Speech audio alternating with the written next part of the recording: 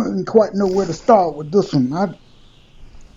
I'm just so surprised, shocked. You know,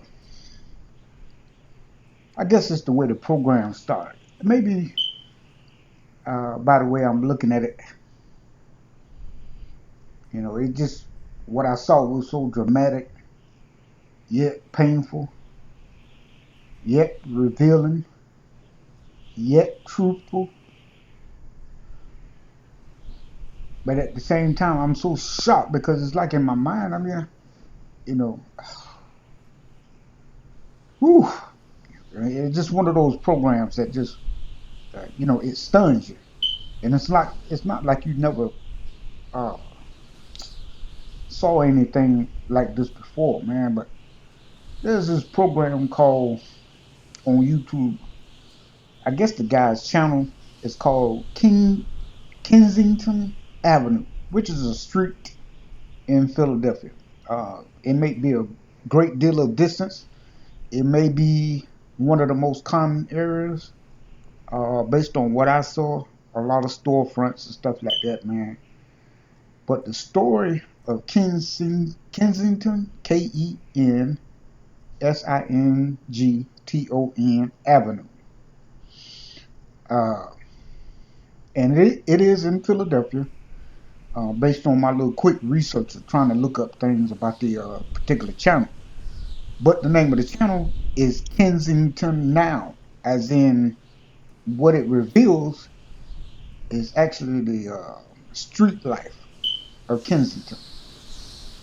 And I've seen some of the most horrific yet truthful yet heart wrenching, those types of words. It's not even enough to try to describe some of the things I saw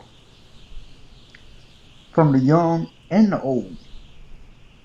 But the best way I think for me to describe it, uh, I'm not going to show any clips of videos because that's his property. What I have done is taken photos myself or snapshots of Kensington, but I'm not going to use any of his footage. I think the best thing for you to do and actually grasp and see what I saw is to actually go to Kensington Now YouTube channel. I subscribe, and he might have did a upload earlier, so I'm gonna have to actually go back and just take a look at it, man. But it's so heartbreaking because, like I said, it is truthful and it's revealing, but it tells you a whole lot about society or the levels of society. It tells you a lot about the heart, the purpose of others, like me who saw this, the response of from people in Kensington. It shows you a lot about law enforcement or lack thereof. It shows you about programs. A lot of things is based off what you see, and you get. Uh, it's just so powerful the way he presented. So I'm not going to use any of his clips. So my best way for I can actually inform you is to tell you about his channel. I didn't get permission from him. I didn't try to contact him. The only thing I know I've done is to actually sign up and watch some of the feeds. And he starts off on one end of Kensington and walks around different areas. So actually expose what I call the street life or the life of the people on the streets and you know at different times of the day. It's so powerful, man. But it actually represents. Uh, I don't even think that's the worst of the worst in America, but it's the most revealing to me because I've never seen anything like that in my life. Not even on Skid Row. As big or as famous as Skid Row in California is, this is like the grittiest or the grimiest.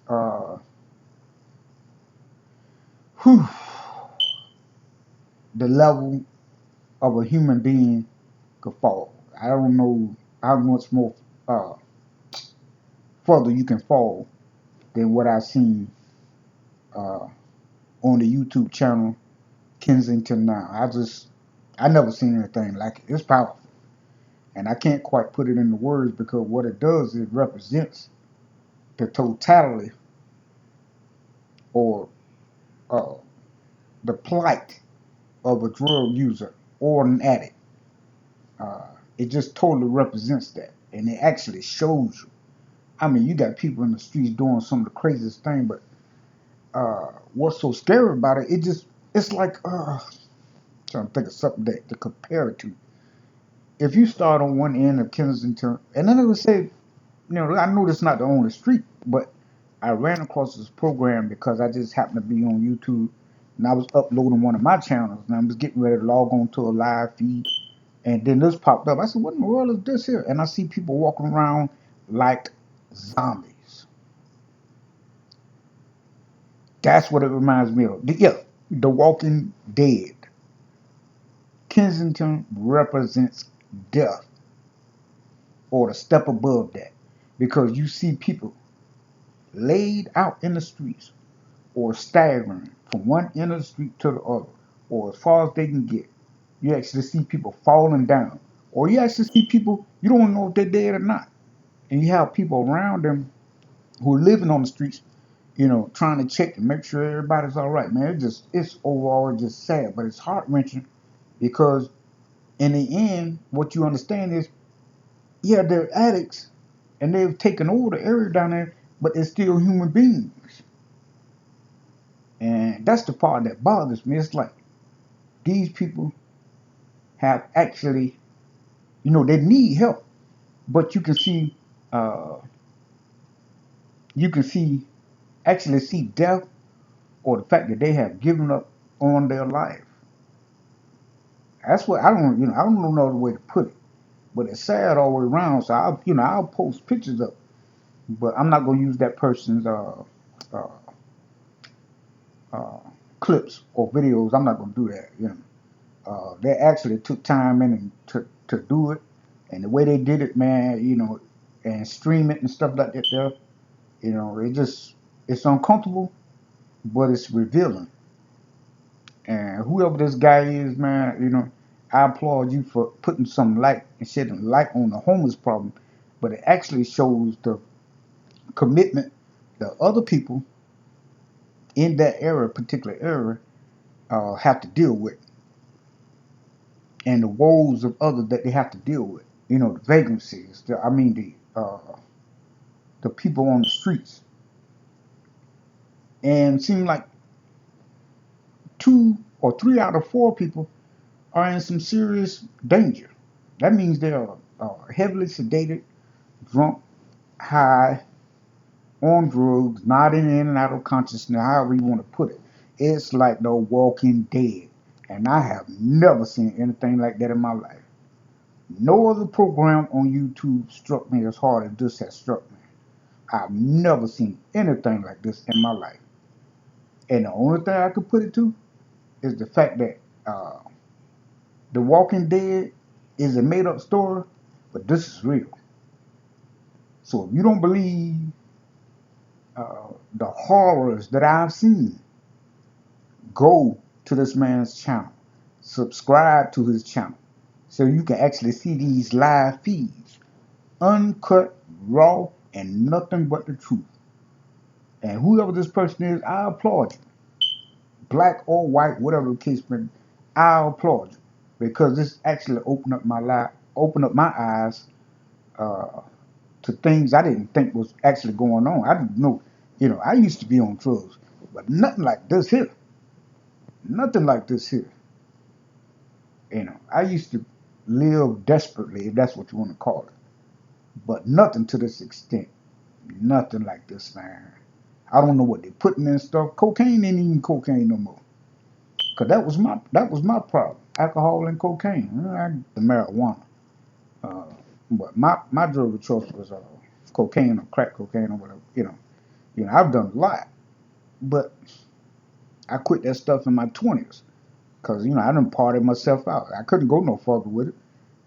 I committed some crimes, man, but this stuff here just way past that. I don't know what kind of drugs they coming up with or opiates they coming up with. This is always something new, but it's actually turning the human race. Based on what I seen in Kensington Avenue, I ain't seen no crackheads. I ain't seen nothing like that there. I seen people shooting these stuff. I seen zombies, people nodding in and out of consciousness, just falling down, dropping like flies. And you see some police officers just walking around or standing right next to bodies. You just got to go. I can't describe it enough, man. You just got to go see it for yourself. But it's like the bottom of society. It's probably you know, the best case scenario or the worst case scenario before somebody actually dies. Because I don't know whether some of them people is alive or not. I've seen people shooting each other up. I mean, putting needles in one another. People shooting themselves up, man. Swords all over their body, and they just staggering around from one corner to the next corner. It just, oh man, it's maddening. It's maddening. But the sad part about it is the willingness to stay there and not get help. To know that you have actually quit on your life and on your family. Because I'm pretty sure they've tried to get help, whatever the case may be. I'm pretty sure that's the case for some of them. But these, to me, based on what I've seen and the repetitiveness, it's the same thing. Going to and fro, not actually taking a step outside of the norm and go and do something outside of what you do every day.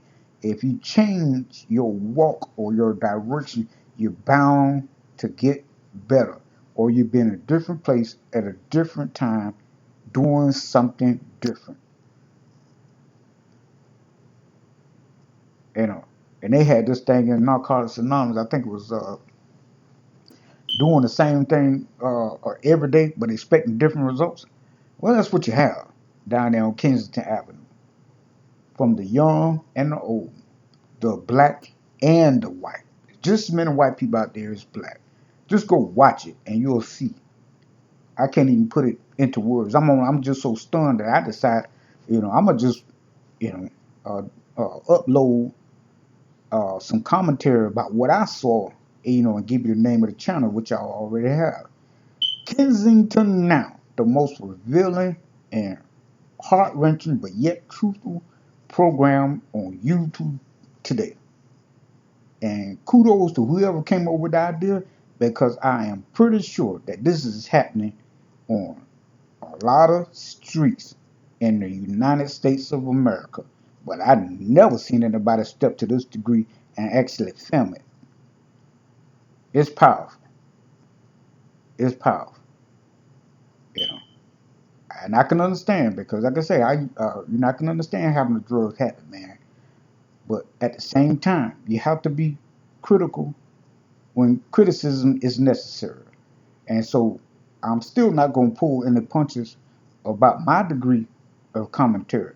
Meaning, at some point in time, I'll show concern.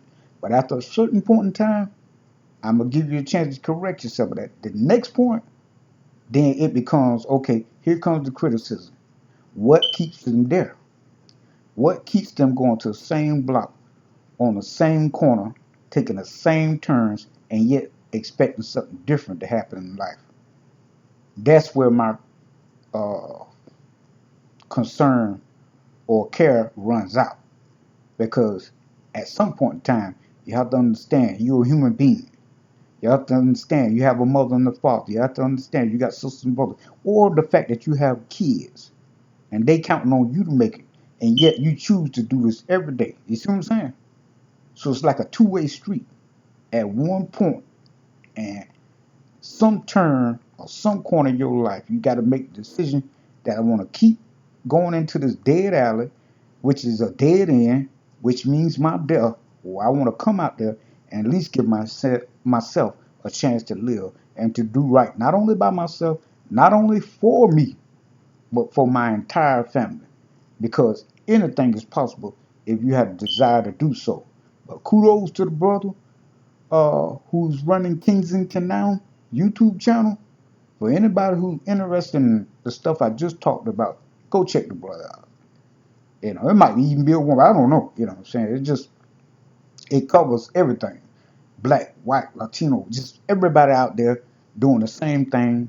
But yet, to me, I run out of concern or care when I see people doing this continuously.